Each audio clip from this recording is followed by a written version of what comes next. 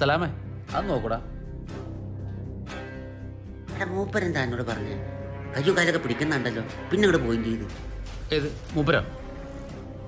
ഞാൻ ബൈക്കിൽ നിന്ന് ഇറങ്ങിയ പഠനം മൂപ്പര് മണ്ടി അന്നു കയ്യു നിന്ന് ഉഷാറായി അടിപൊളിയായി. എനിക്ക് ആദ്യം ഒന്നും മനസ്സിലായില്ല. അതാ അങ്ങനെ ചോദിച്ചേ?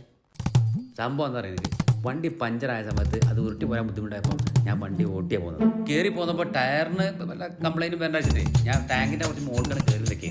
അങ്ങനെ കയ്യും കാലും നീട്ടി വരുന്ന സമയത്ത് ഈ ഡാവ് വിചാരിച്ചിട്ടുണ്ടാവും ഞാൻ സർക്കസിലാണ്. എന്തായാലും ഓരോ എന്തായാലും